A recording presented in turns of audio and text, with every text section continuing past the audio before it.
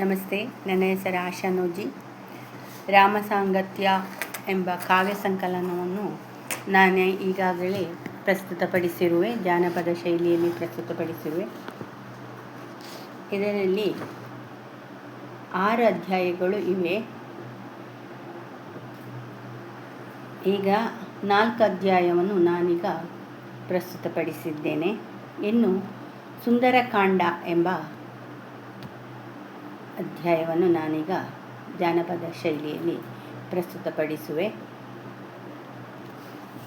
ಕಾಂಡ ಎಂದರೆ ಭಾಗ ಅಂದ ಅರ್ಥ ಅಂತೆ. ಹಾಗೆ ನನಗೆ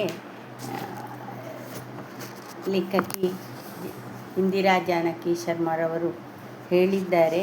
ಆದರೆ ಬರೋದು ಮಾತ್ರ ಕಾಂಡ ಅಂದರೆ ಕಿಷ್ಕಿಂಧೆ ಕಾಂಡ, ಅರಣ್ಯಕಾಂಡ ಭಾಗವನ್ನು ನಾನು ಪ್ರಸ್ತುತಪಡಿಸಿದೆ.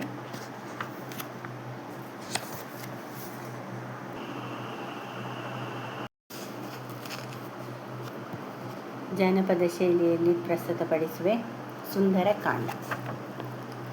ಅಳತೆಗೆ ನಿಲುಕಾದ ದೇಹವ ಧರಿಸುತ್ತ ಹನುಮಂತನೊದೆದಾನು ನಗವ, ಪರ್ವತವಲುಗಾಲು ಅರಚುತ್ತಲೋಡಿದವು ಮೃಗಗಳು ಹೊಂದುತ್ತ ಭಯವ, ಮೈಯನ್ನು ಕುಲುಕಿಸಿ ರೋಮವನ್ನೊದರುತ್ತ ಅಪ್ಪಳಿಸಿದ ಬಾಲವನು, ಪರಿಗಳಂತಿದ್ದ ತೋಳ್ಗಳ ಬಿಗಿಯುತ್ತ ಕುಗ್ಗಿಸಿದನು ಕಾಲುಗಳನ್ನು, ಕತ್ತನ್ನು ಹಿಗ್ಗಿಸಿ ಊರ್ಧ್ವ ದೃಷ್ಟಿಯನಿಟ್ಟು ಶ್ವಾಸವನೆದೆಯಲ್ಲಿ ಹಿಡಿದ, ಸೀತೆಯ ನರಸಲು ಲಂಕೆಯ ಕಡೆಗೆಂದು ವಾಯುಪುತ್ರನು ಮೇಲೆ ನೆಗೆದ, ಹನುಮಾನ ನೆಗೆತಕ್ಕೆ ಪರ್ವತ ಕಂಪಿಸೆ ತರುಗಳು ಬಿದ್ದವು ಮುರಿದು, ಗಿರಿಯೋಳು ಬದುಕಿದ ಪ್ರಾಣಿ ಸಂಕುಲವೆಲ್ಲ ಓಡಿದವು ಭಯದೊಳಗೆದ್ದು, ಮೇಲಕ್ಕೆತ್ತಿದ ವಾಯುಪುತ್ರನ ಬಾಲವು ಮಿಂಚಿತು ಬಾವುಟದಂತೆ, ಚಾಚಿದ್ದ ನಿಡಿದಾದ ತೋಳ್ಗಳು ಕಂಡವು ಐದಾಲೆ ಸರ್ಪಗಳಂತೆ, ಹಾರಿದ್ದ ರಭಸಕ್ಕೆ ಸಾಗರದಲೆಗಳು ಮೇಲೆದ್ದು ಕುಣಿದವು ಕ್ಷಣದಿ, ಮೇಘರಾಶಿಗೆ ನುಗ್ಗಿ ಸೆಳೆದುಕೊಂಡೊಯ್ದನು ತನ್ನಯ ಮರುತನ ತೆರದಿ,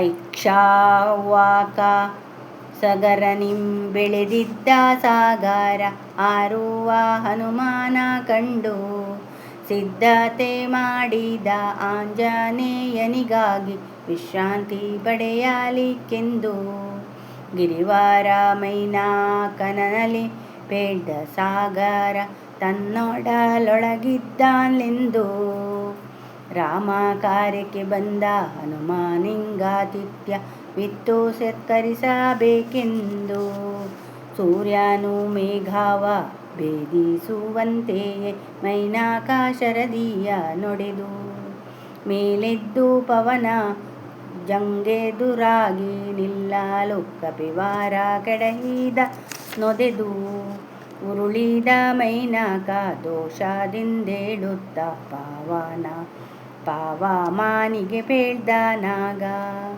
ಲಂಘನ ಮಧ್ಯಾದಿ ವಿಶ್ರಾಂತಿಯನು ಹೊಂದು ಮೇಲುತ್ತ ಫಲಗಳನ್ನೀಗ, ಉದ್ದಿಷ್ಟ ಕಾರ್ಯದಿ ನಿಲ್ಲೆನು ತಾನೆಂದ ಆತಿಥ್ಯವನ್ನು ಮೆಚ್ಚಿ ಹನುಮ, ಬೆಟ್ಟವ ಸವರುತ್ತ ಮುಂದಕ್ಕೆ ನೆಗೆದಾನು ಜಪಿಸುತ್ತ ಶ್ರೀರಾಮ ನಾಮ, ಮೈನಾಕ ಹನುಮಂಗೆ ಸತ್ಕಾರ ಮಾಡಿದುದನು ಕಂಡು ಮೆಚ್ಚಿದ ಸುರರು, ಆತನ ಸಾಮರ್ಥ್ಯವನ್ನು ಪರೀಕ್ಷಿಸಲೆಂದು ಯೋಜನೆಯನ್ನು ರೂಪಿಸಿದರು, ಸೂರ್ಯಕಾಂತಿಯ ಪೋಲ್ವ ನಾಗಿಣಿ ಸುರಸೆಯ ನೆರವನ್ನು ಕೋರಿ ಬರ್ದಿಲಾರು, ಭೀಕರ ರೂಪದ ರಕ್ಕಸಿಯಾಗುತ್ತ ತಡೆಯುಂಟು ಮಾಡೆಂದರವರು, ದೇವತೆಗಳ ಮಾತಿನಂತೆಯೇ ಸುರಸೆಯು ಘೋರ ರೂಪವ ತಾಳಿ ಬಂದು ಹನುಮಗೆಂದಳು ನಿನ್ನ ಭಕ್ಷಿಸಿ ಹಸಿವನ್ನು ನೀಗಿಸಿಕೊಳ್ಳುವೆನೆಂದು. ಜಾನಕಿಯರವನ್ನು ಹುಡುಕುವ ಹೊಣೆಯನ್ನು ಎನ್ನ ಮೇಲಿರಿಸಿ ರಾಮ, ಕರ್ತವ್ಯ ಪೂರೈಸಿ ಬರುವೆ ನಾನೆನ್ನುತ್ತ ವಚನವಿತ್ತನು ದೂತ ಹನುಮ. ಕಾಮರೂಪಿಣಿಯಾದ ಸುರಸೆಯು ಬೇಳ್ದಳು ಸುರರಿತ್ತ ಆಹಾರವ ನೀನು, ಅದರಿಂದಲೆನ್ನಯ ಹಿಗ್ಗಿಸಿ ತೆರೆದೀಹ ಬಾಯನ್ನು ಹೋಗು ಮಾತು ಮಾಡು. ಕುಪಿತಗೊಳ್ಳುತ್ತ ಹನುಮಂತನು ಬೆಳೆದನು ದಶಯೋಜನದ ವಿಸ್ತಾರದಲ್ಲಿ. ಸುರಸೆಯು ತೆರೆದಳು ಬಾಯನ್ನು ಹಿಗ್ಗಿಸಿ 20 ಯೋಜನದಲ್ಲಿ.